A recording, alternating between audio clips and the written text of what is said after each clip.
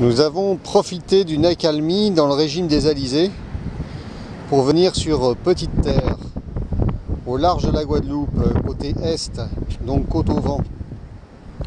Normalement, il est très difficile de venir ici et la passe est très dangereuse, mais bon, là, il n'y a pas de mer, donc nous voilà dans ce superbe site, bien sûr extrêmement sauvage. La côte au vent de Petite Terre.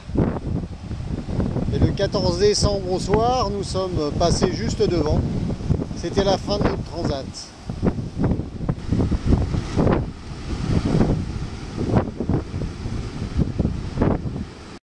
Au loin, l'île de la Désirade.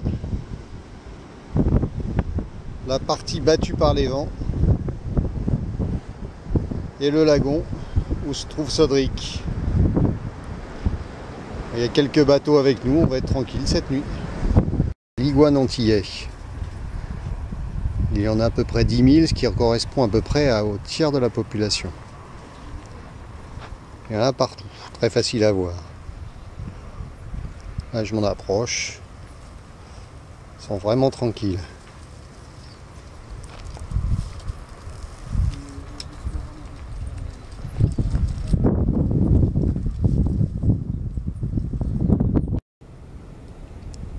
Ah, il n'a pas peur celui-là.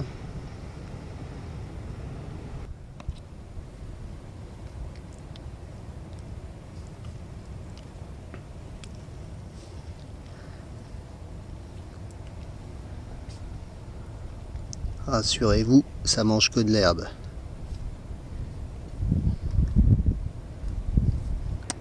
Et bonjour, monsieur du Corbeau. Vous êtes pas beau du tout. Ah non, vous êtes pas beau du tout.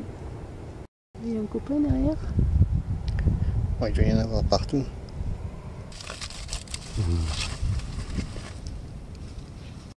En fait, il y en a partout.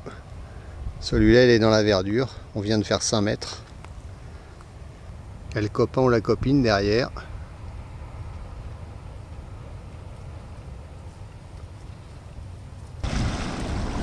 Isabelle, elle est partie à la recherche de petits requins citrons qui viennent jusque sur la plage quasiment, dans les petites vaguelettes. Ah, le soir, hein, c'est tranquille ici. Hein. Vous savez que tu en as vu un là, il était où? Il y en a pas mal. Hein. Le lendemain matin, sur Petite Terre, nous avons décidé de faire le tour de l'île à pied. À nous les plages désertes.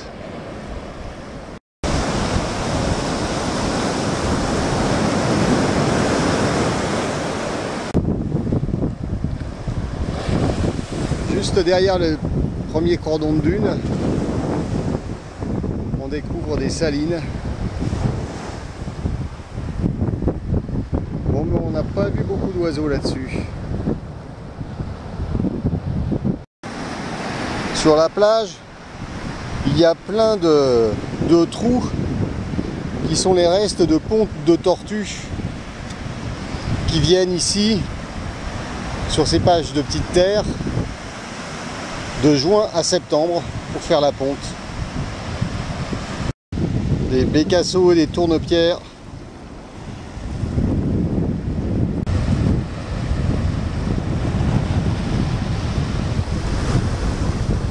En faisant le tour de l'île, on attaque maintenant la côte au vent. Les plages ont disparu et ce sont les rochers, les restes de coraux qui sont rognés par la mer. Aujourd'hui, tout est calme. De temps en temps, on quitte le rivage pour aller voir dans les sous-bois. Et on entend alors à chaque fois des iguanes qui se sauvent, mais on les voit pas. Ceux-là, c'est pas comme ceux d'hier, ils sont sauvages. Et c'est complètement impénétrable. Hein. Je pense pas qu'on puisse revenir autrement qu'en longeant la mer.